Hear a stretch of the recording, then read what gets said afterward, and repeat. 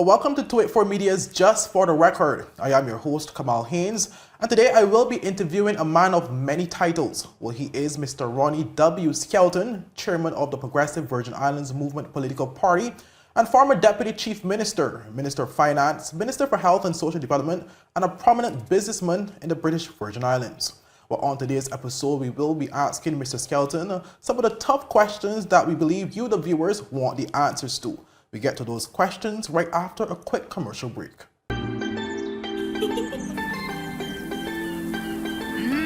There are many ways to enjoy life, like so many ways to count on Popular. Rashford made it. Manchester United have come from behind to lead. At home or on the go, watch CCT Live. Download our app and carry your favorite TV shows, news, or live sports anywhere you go. Visit cctvvi.com/live, select your package, and tune in. We now return with more Just for the Record.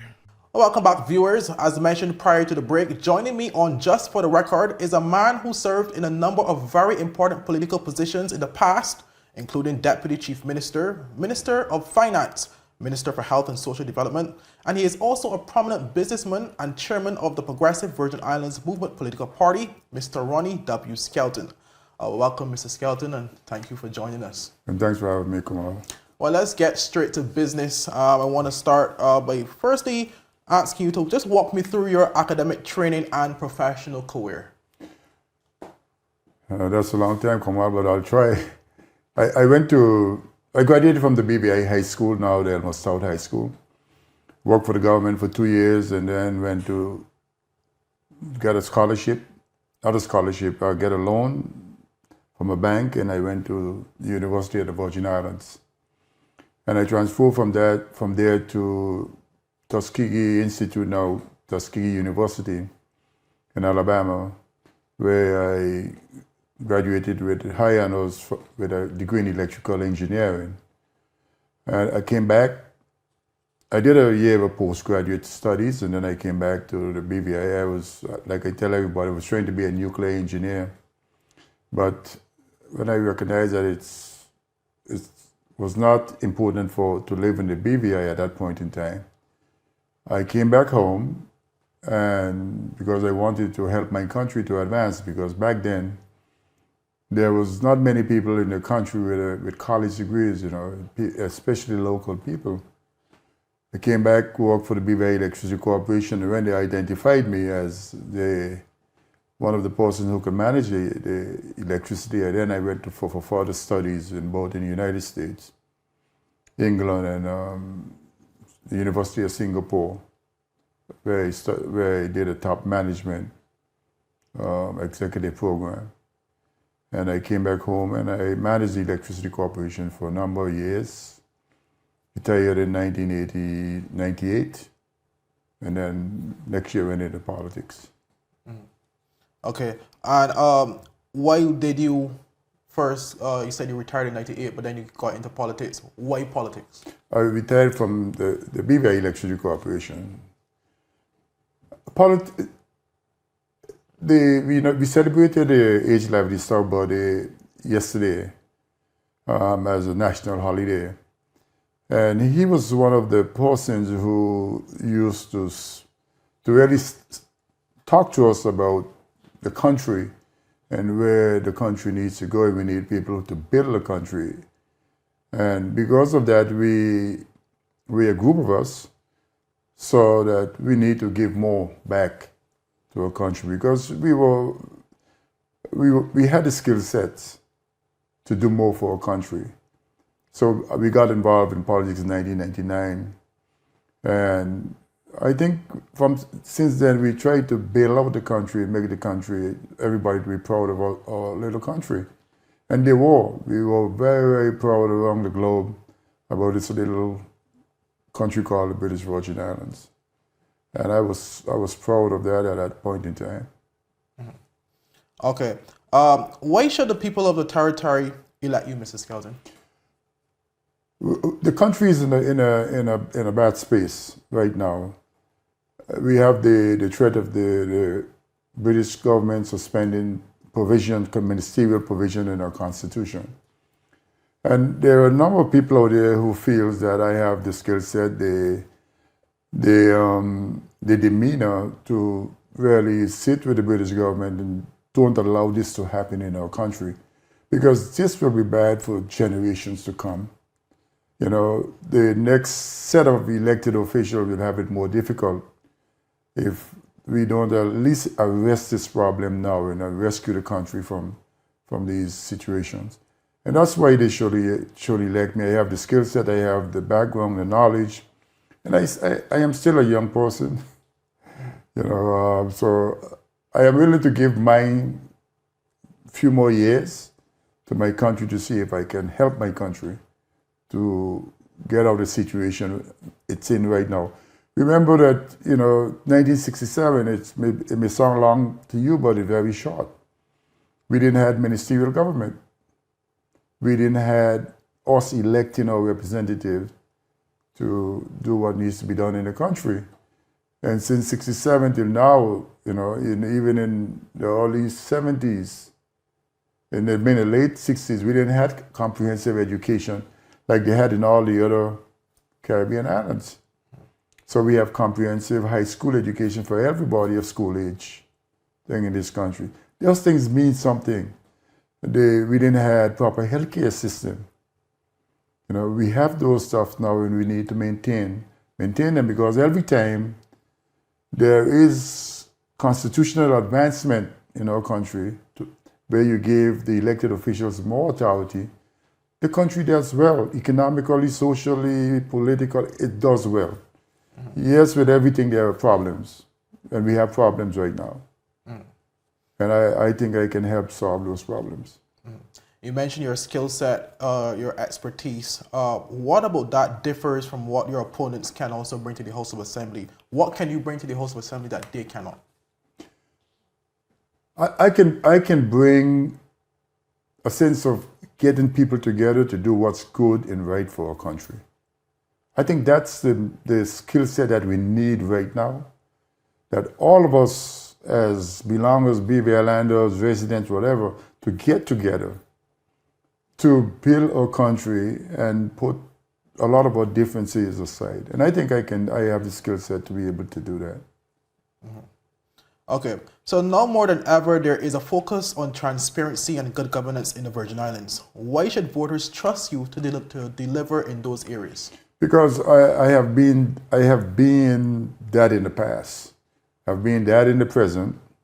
I do things in a transparent, accountable, and try to do things with a lot of integrity in it. So I think those things are natural to me. They become natural because that's how I was brought up. You know. Okay. What would your first few months in office look like if you're elected? Well, I was discussing this with my colleagues a few days ago. The first thing we need to do is get a situation, I call it a situation report, on the things that are critical and needs addressing immediately within 60 days. You know, we need a situation report on healthcare. We need one on infrastructure. We need one on education. And even the social issues of this country, we need a situation report on immediately. So by you asking me this question, I will hope that the people who will listen to this program will be already working on it, so that when we get there, we won't have to take 2 months to do it. Okay. And in terms of the next elected government, obviously they will be tasked to continue with the implementation of the COI recommendations. How would you be of value to that effort? The COI recommendations, the thing that needed to be done, yes, they needed to be done. Quite a bit of them needed to be done. I would say 95% of the things needed to be done now. And as a people, we got so caught up in building out a country that mistakes were were gathering or coming behind us, which we some of us paid no attention to. But those things needed to be corrected. You know, everything you do, there will be I don't want to say bad things, but there are things that needs to be corrected. And we need to correct them on the way towards progress. You know, the system that you will use, say, in a financial system now for $10 million may not be appropriate for $100 million. So you need to constantly update and upgrade your system to keep people honest and accountable and transparent. Mm-hmm. And in terms of this same question as it relates to the implementation of the COI recommendations, any insight on how you will go about it? Well, I understand quite a number of these things are already implemented.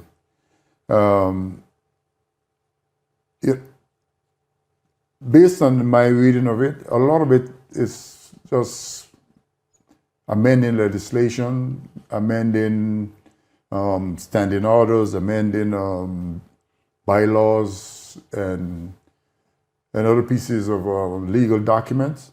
Just amend them to reflect what we should be doing. So when these things are corrected, when the world look at us, we will have had all the systems in place for good government to be in place. We have transparency, we have accountability, and with all of this stuff, the world will look at us because we will have to borrow monies. And without some of this stuff in place, you may not be able to borrow money as cheaply as you possibly can. So it's important for us to implement some of those things. Now, the part that I basically objected to was telling us that we need to amend our constitution. You know, that's not their concern. That is the people's concern. The people of the country should say when they want the constitution amended. Mm-hmm. I find that's a bit overreaching. Mm-hmm. That's my opinion.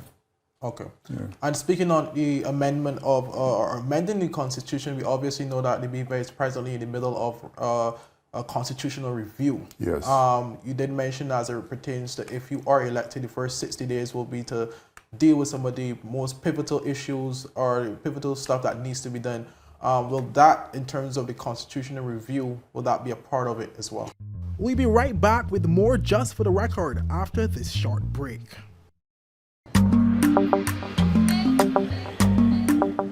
Yo, everything good, Dad? Why? This thing got me one way, Daddy. What do you mean? Ever since I hook up with this thing, can't eat, I can't sleep. This is the first thing I touch when I reach home. What do you really? Hey, this ain't like you, know. Dad, this thing got me staying home, keeping out that trouble me. Wow. What your name is? Shit. I talking about my CCT life. Don't worry about missing your favorite series, sports, news, and local programming. Come to CCT today and sign up for CCT Live to access over 80 channels. CCT Live. Bring it home. 1 month free trial turn into 5. 5 months turn into, well, you know I hustle. I watching ball. I been watching football. Dad, Nickelodeon, Paw Patrol. I am hooked. Hook, I tell you. So you're saying I can ask this cat any question? The cat is connected to the computer. You just type in the question, it will read his mind. There the answer comes.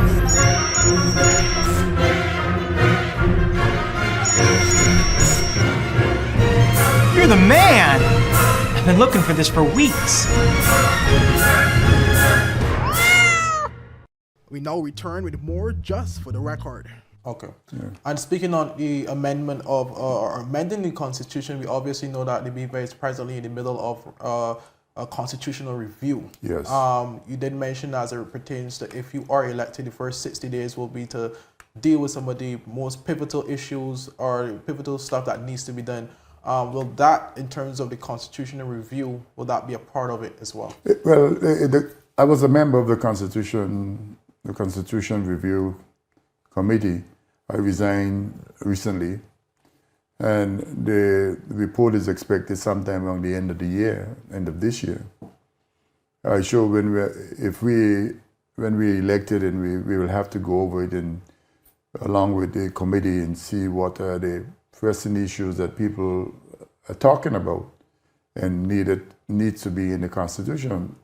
And if that's what people want, I think any government in office has an obligation to make sure that we do what the people want. Mm-hmm. So we will carry it forward since it's already in progress. You know. Okay. In terms of, I would have actually asked the question just now in terms of the COI recommendations and your approach. Do you believe that any sitting VI government can successfully implement all 48 recommendations? That's a difficult question because I don't remember all 48, but I know that the majority, yes, any sitting government should be able to amend them.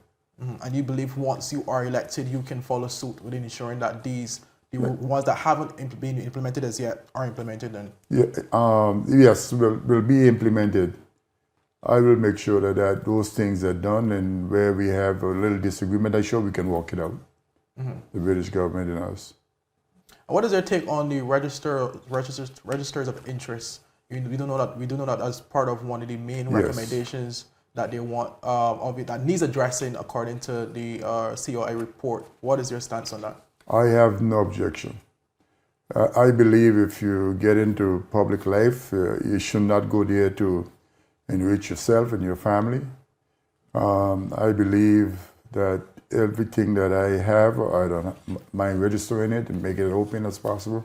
I don't have a problem with it. Mm-hmm. So you have no problem with all your assets being available to the public to come and see what you have? I have a problem. I don't have a problem registering it. Mm-hmm. I have a problem who's going to have access, because out of that comes a lot of other problems. Mm-hmm. But for some organization to know what I have when I came into government and what I am leaving with, I don't have a problem with that. Okay. Now, you did touch on a critical part. You have no problem registering it, but your problem lies with who can access it. Yes. Should you be elected, obviously this is still part of one of the requirements of the next government who's elected. How would you address that issue of who can see or who have access to the public register? One of the things that, when I was there, we talk a lot about this stuff. I never had a problem trying to register in my interests with whatever, but with a legal document saying that you must get access, I don't have a problem with that way. But when you listen to some of what was happening in Trinidad and place where people were kidnapping people, families and stuff, and asking for ransoms and stuff. That's where I have an issue, and if somebody can dispel my concern, I'll have a problem. Okay. So next question. Where do you see the BVI in the next 5, 10, or even 20 years? I see the BVI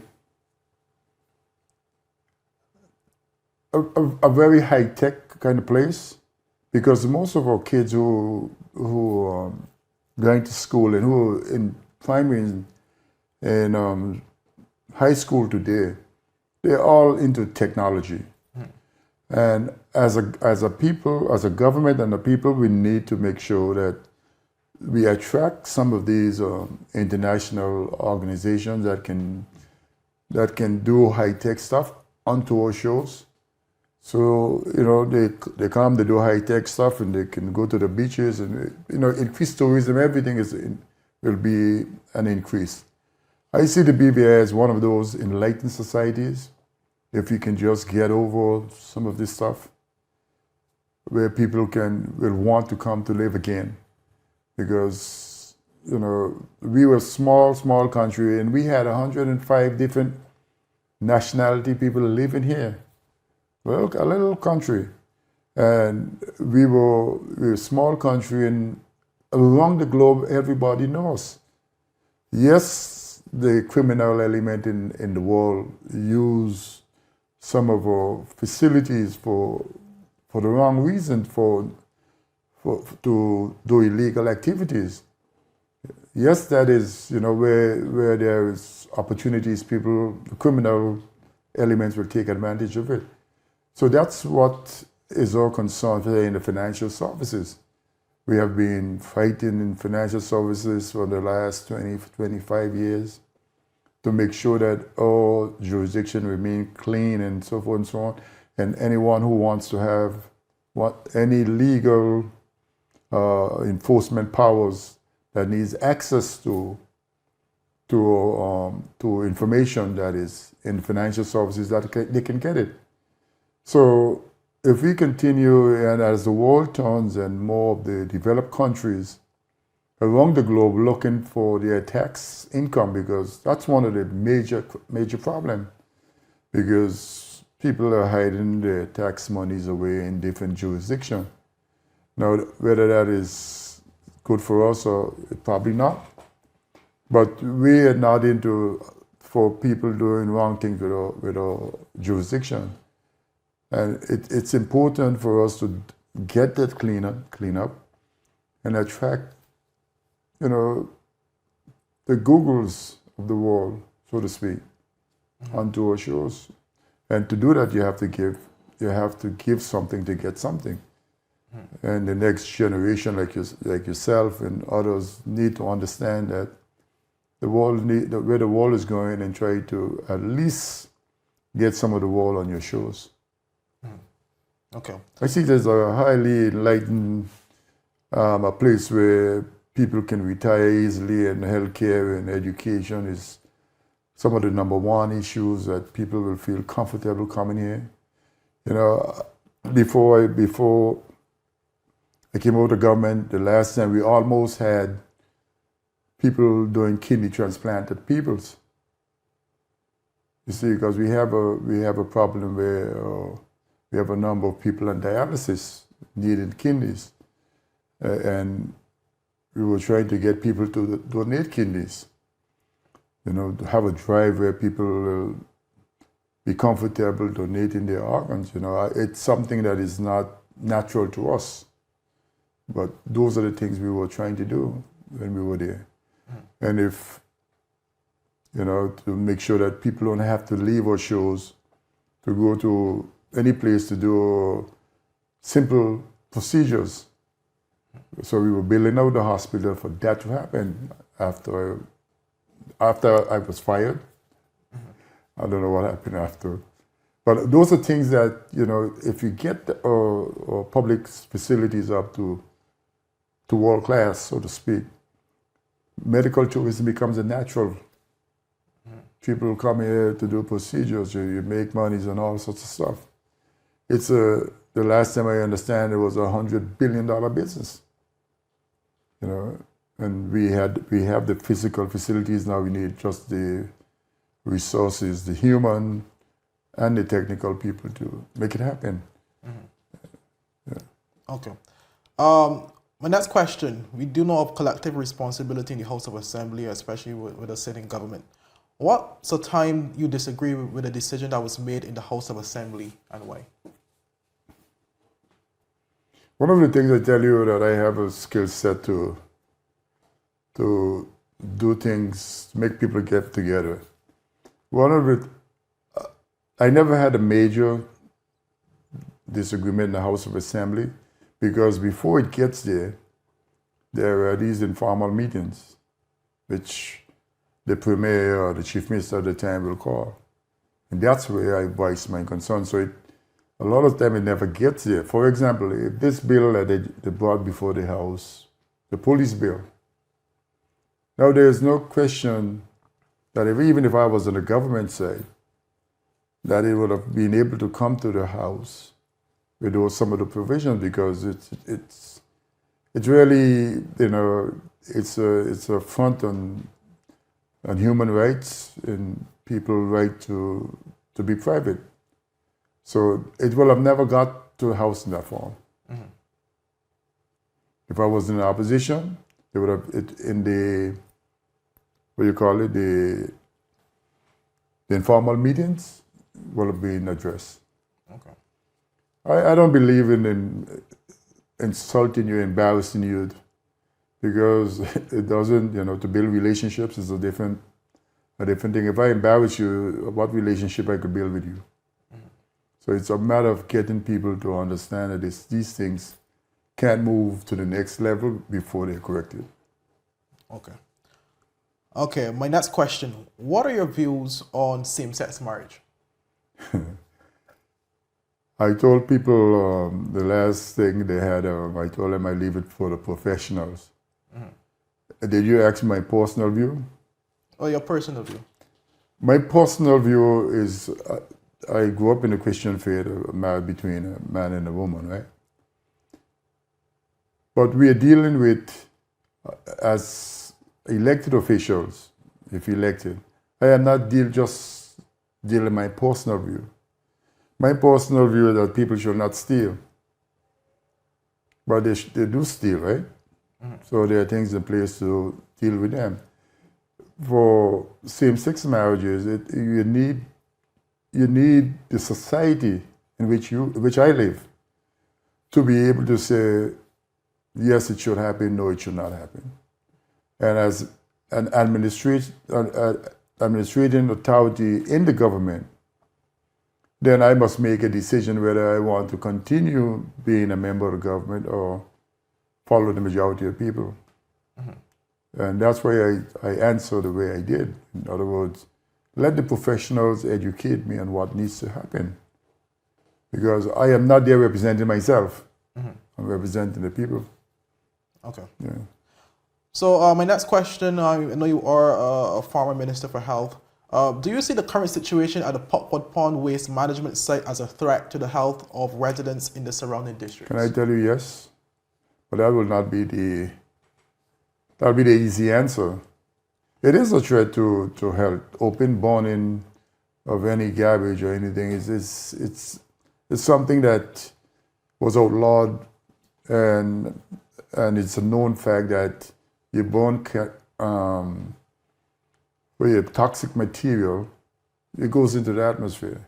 There's no doubt about that. There's no argument concerning that. Our decision must be, and I think the RDA did a study recently, did a proposal for the implementation of dealing with the whole Popwood Pond site. It's nothing that I am proud of. None of us could be proud of that. Whether you're in government or out of government. But I think on the RDA that I resigned from again, I was a member there, they have just finished a proposal to deal with it. And I think if we get there, we will have it implemented immediately. That was my next question actually. Would fixing the Popwood Pond issue be a high priority on your government's list? No doubt about it. No doubt about it. It has a lot of priorities that we must be able to fix, and fix them, with multiple projects going on at the same time. And that's why I'm so. I like the team that I am on. They have the skill set in order for us to get these things done.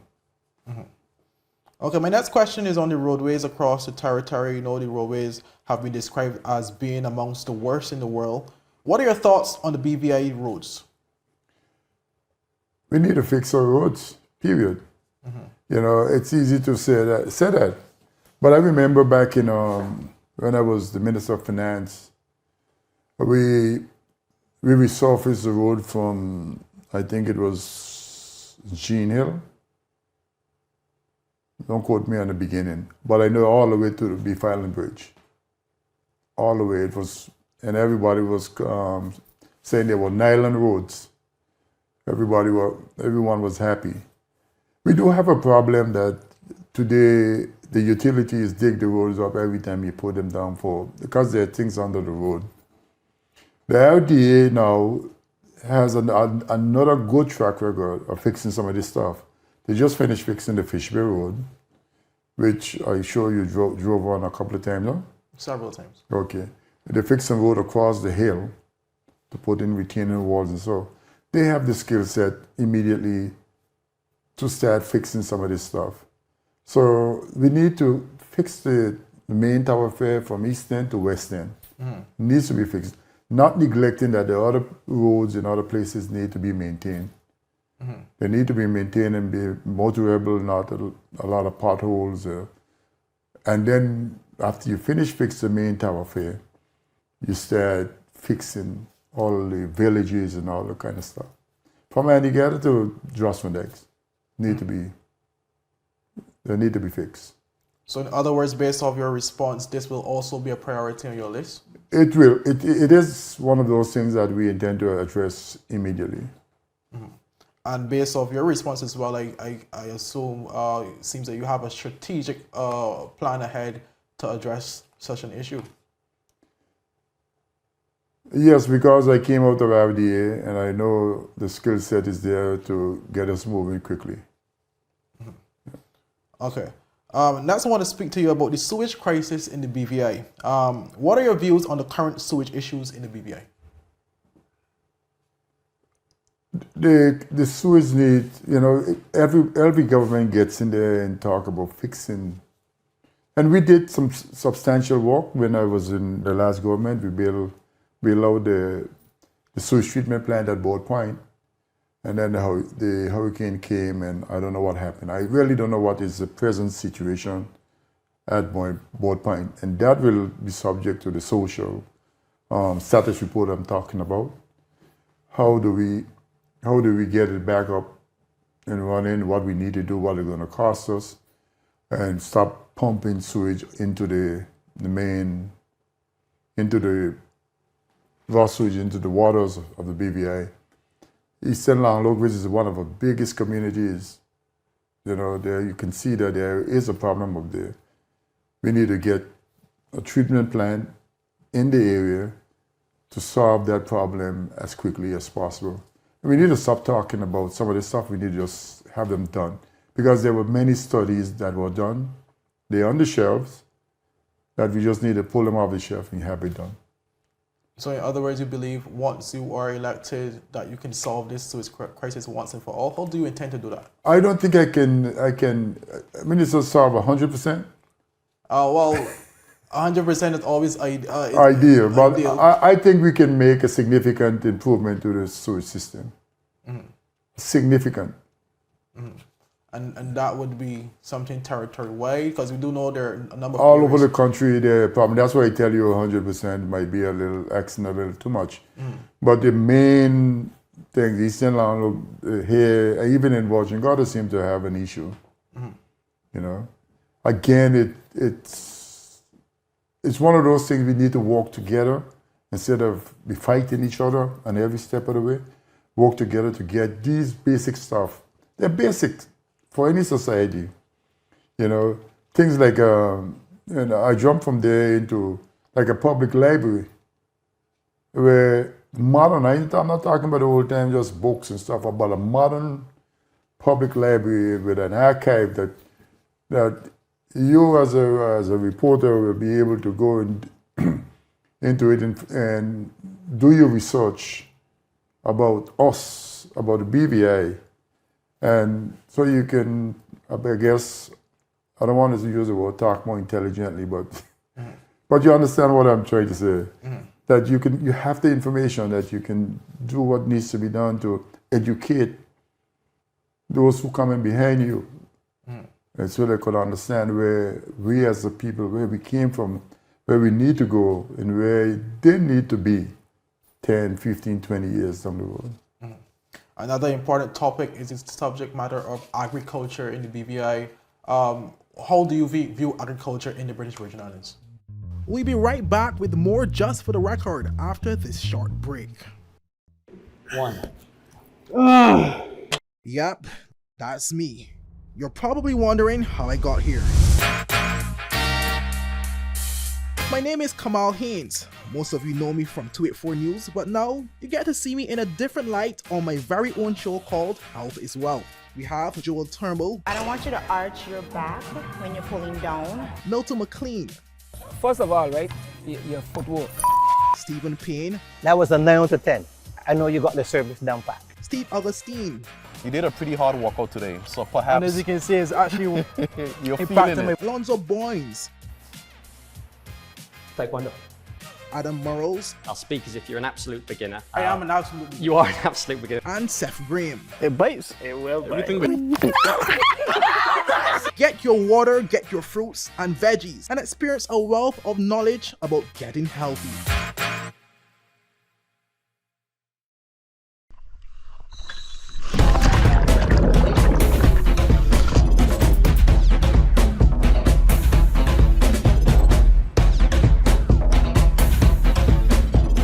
Today, I am doing coral treatments with Beyond the Reef.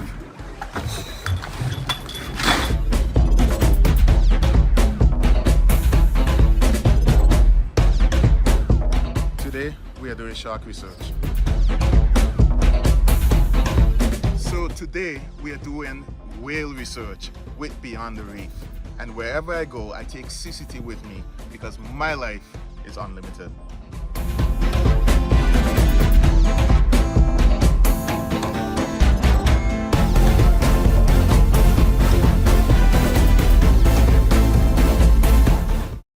We now return with more just for the record. Another important topic is the subject matter of agriculture in the BVI. How do you view agriculture in the British Virgin Islands? Well, again, you know, I was there in the Ministry of Finance, and some of the farmers would tell you I'm the one who tried to get them to do what needs to be done. I believe in a simple philosophy: to feed us. We need to assist the farmers in growing you grow tomatoes, you grow cucumber, you grow lettuce, other one you grow something else. You have the pig farmer, you have the sheep farmer, and those. So you identify and you assist people in getting sufficient food, the egg farmers, getting sufficient food to put on the shelves, basic stuff that needs to happen in a country.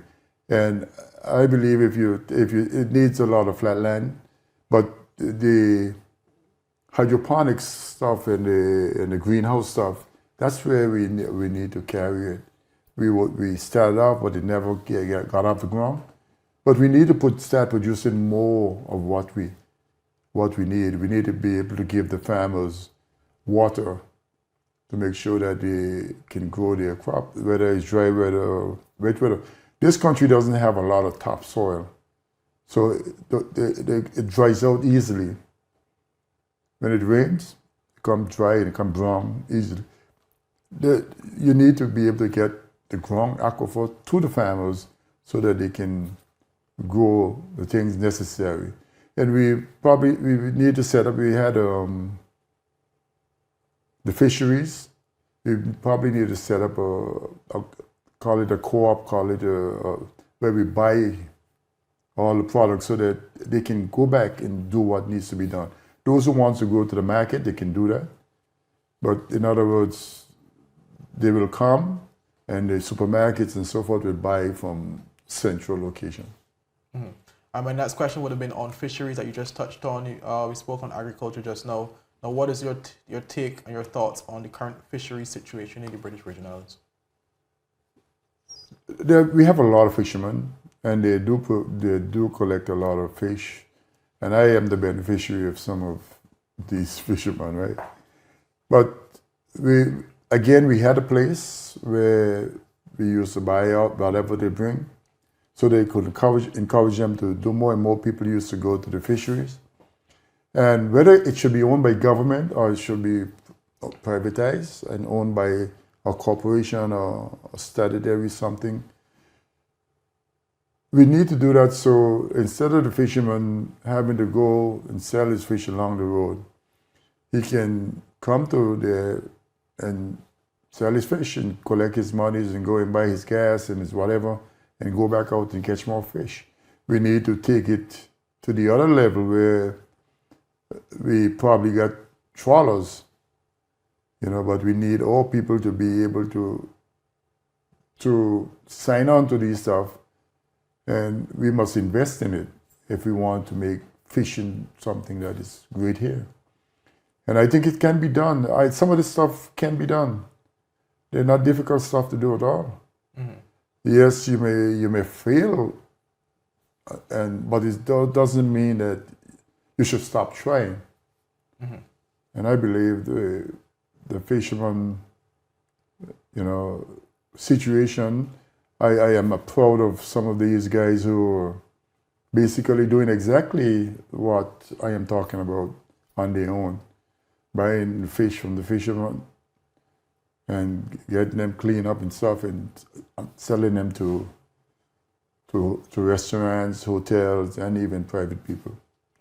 That's the entrepreneurial spirit in the fishing industry, that you don't want to stop. You want to encourage, and it takes a little thing to encourage them. Just like how you build a farmers market, you probably build a fishery market, so that you have different people who can come and customers can come and buy all the fish they need.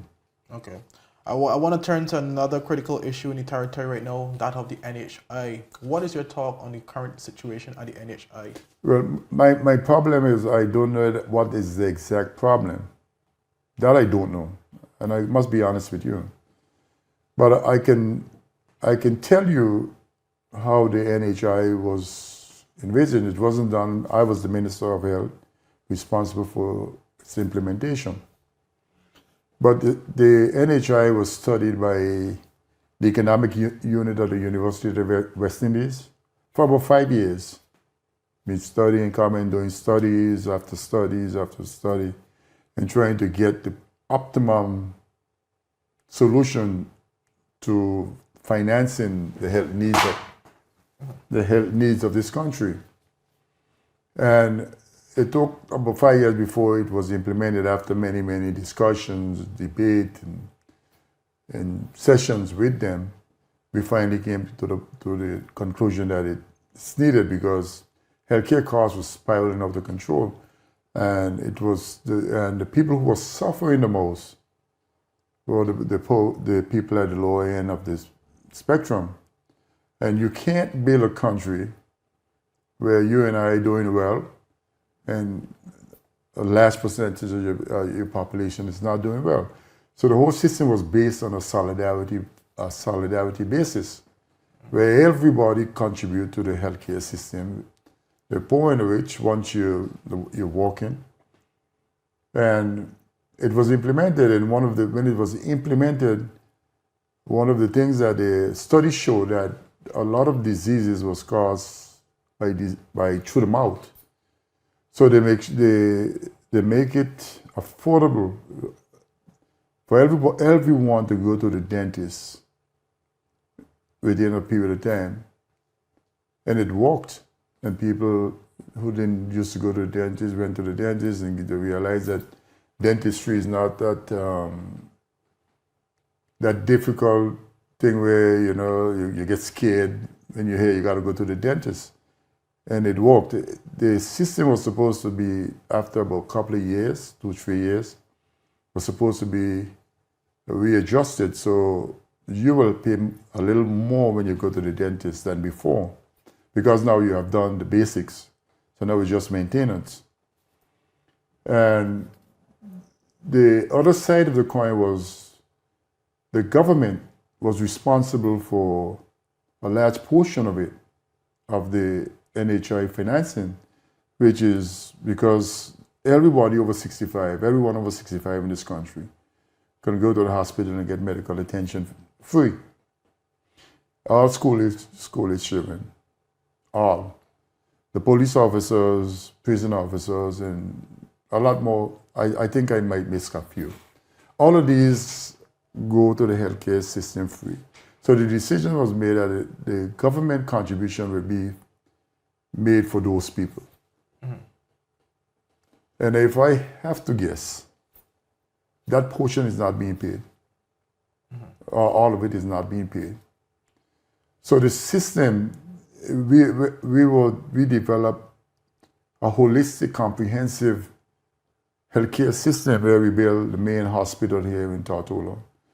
And we build clinics in Virgin Gorda, Antigua, Josh Van Dyke's, and we were going to build 2 clinics, one in East End, one in West End, so that people can get attention there at a lower cost facility than running to the emergency room at the hospital. And that was supposed to be left for major stuff. On top of that, we had a whole social program where to get people moving, get people exercising, so diabetes and hypertension and all of those, what you call them, common diseases will be kept on bay so that they don't become an expensive option at the hospital, where you run into crisis and you have to go to the hospital. And then we were building helipads in Votown. You can see the one here and the one in Josh Van Dyke's. We were using the airport in Antigua, Virgin Gorda, and we were building a helipad in Josh Van Dyke. So it was a holistic, comprehensive healthcare system we were building. But the financing for all of this stuff comes from the NHI. So if the government is not paying their share, then the system could be in trouble. And I will have to guess that's what they're doing, because, governments believe that electricity to them should be free, so they don't pay the electricity bills. They pay the telephone bill because they'll get cut off. But that is not the mentality that a government should say. If you're using the facilities, there's a cost, and that cost needs to be covered. So I believe that's one of the issues. I don't know all the issues, and I know there needs to be some adjustment to the system, which is simple. Yeah. And finally, I want to touch on the subject matter of sports in the territory. What is your thoughts on sports in the BVI?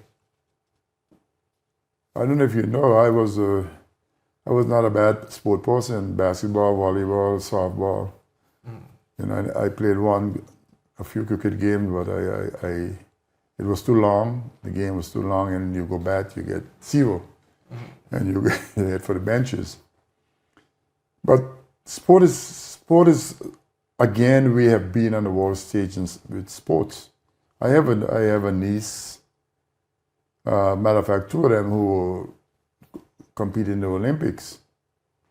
So I know what sport. When I was there, the Minister for Education and Youth Affairs and Sports, they were always encouraged by me to do more for people in sports, because I believe you keep the young people active.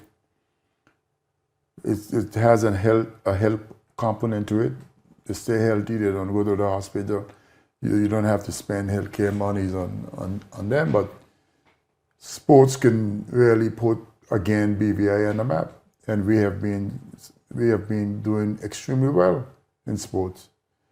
I think we have a lot of young people, and we need to put some more monies into facilities and into sports. Now, I know that we have to set priorities and what to do, but I think we have a track. It needs some work done to it. We need to find resources so people can be properly trained. Even what you call elite athletes that are out there training, whether or not they should feel that the country is not really paying attention to them. They give them resources so that they can see their therapists, they can see professional help that they need if you want them to go and compete at the highest level. So again, there needs some resources into these things. And would your government prioritize sports or the development of sports if elected? I think all of those things I think is on the table. But I think they're on the table. It will be one of the priorities.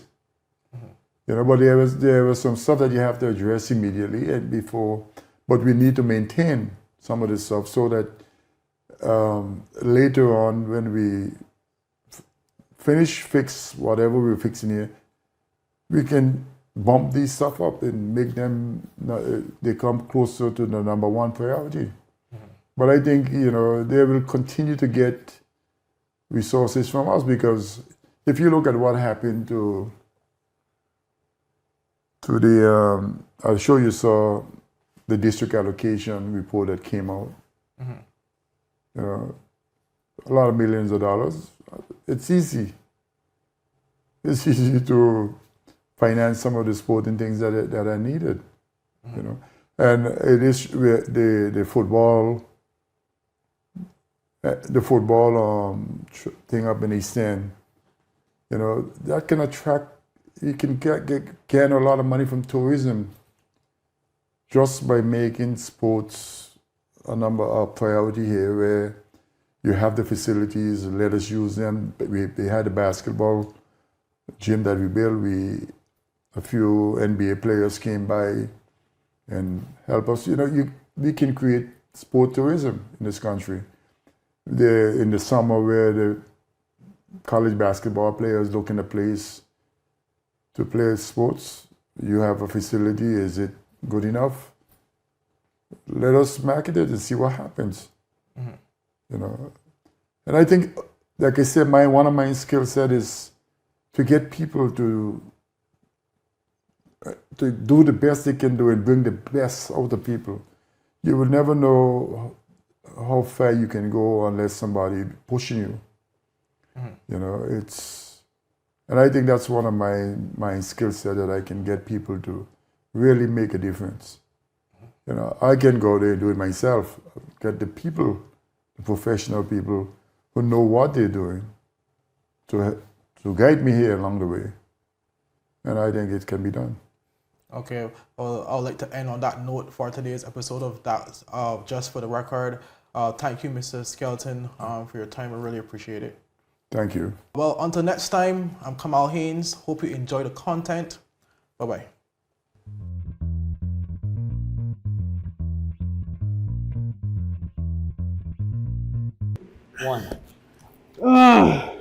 Yep, that's me. You're probably wondering how I got here. My name is Kamal Haynes. Most of you know me from 284 News, but now you get to see me in a different light on my very own show called Health is Wealth. We have Joel Turnbull. I don't want you to arch your back when you're pulling down. Milton McLean. First of all, right, your footwork. Stephen Payne. That was a 9 out of 10. I know you got the service down pat. Steve Augustine. You did a pretty hard workout today, so perhaps... And as you can see, it's actually you're feeling it. Alonzo Boynes. Taekwondo. Adam Burrows. I'll speak as if you're an absolute beginner. I am an absolute beginner. You are an absolute beginner. And Seth Graham. It bites. It will bite. Get your water, get your fruits and veggies, and experience a wealth of knowledge about getting healthy.